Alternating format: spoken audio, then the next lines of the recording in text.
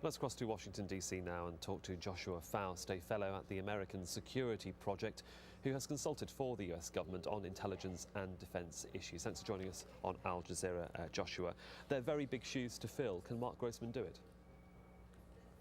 By all accounts, he can. From everything I've been able to dig up about him, he is a smart, very capable diplomat who knows how to work the system. So there's a great deal of optimism in the community that he'll be able to actually fill the shoes very nicely.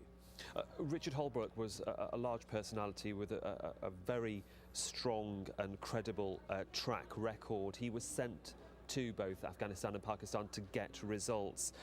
There have been huge problems in the way America deals, not just with Afghanistan, but also with Pakistan. The troika of the relationship is very fractious at times. What are his immediate concerns, and what does he have to address right now?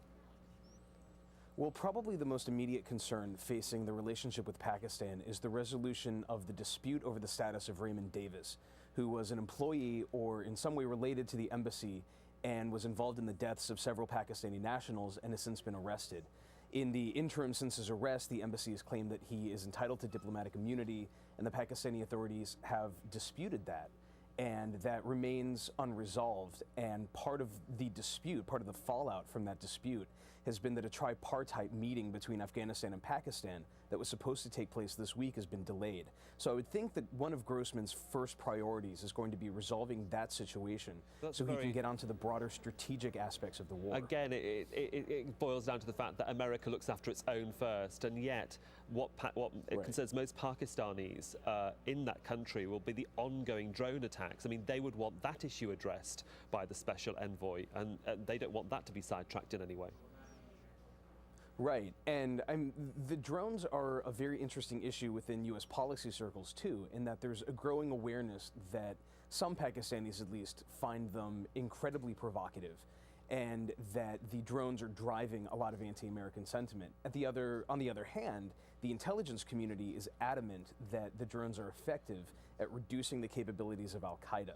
So from a sheer effectiveness perspective, there's still a lot of support to continue the drone strikes. Well, let's move over then across the border to Afghanistan. President Karzai has been reasserting himself in many different ways. His relationship with Richard Holbrooke was fractious, and we saw that even on camera sometimes. It was a very cold relationship. It didn't like being dictated to. How is Marc Grossman going to try and deal with that, knowing that one of the big issues in Afghanistan is corruption, and that America puts a lot of pressure on Afghanistan to try and sort it out? I mean, that's going to be up to Grossman, and it'll be interesting to see how he navigates that. Holbrooke wasn't the only contentious relationship that President Karzai had to manage as far as the United States goes. Since the leak of an embassy cable by Ambassador Eikenberry expressing no confidence in the ability of Hamid Karzai to rule, he's had a very troubled relationship with the embassy as well. So there's a lot of repair work that Grossman has ahead of him, and I think coming at the situation from a blank slate actually gives him a lot of leeway to rebuild the relationship that we used to have with Karzai. And how about the fact that President Obama has alluded to the fact that there will be a reduction in troops and that Afghanistan has to step up to the mark? I mean, it's one thing to suggest, it's another thing to push.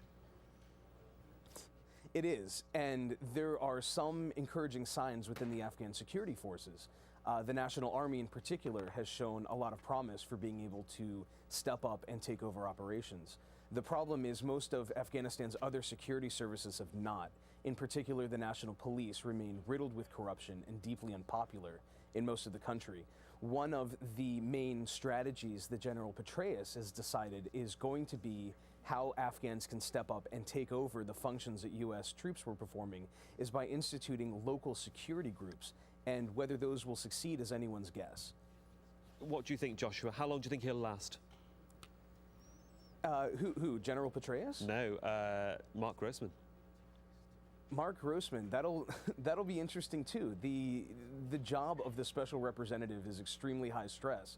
I have no idea how long he'll be able to manage all of the different competing constituencies there.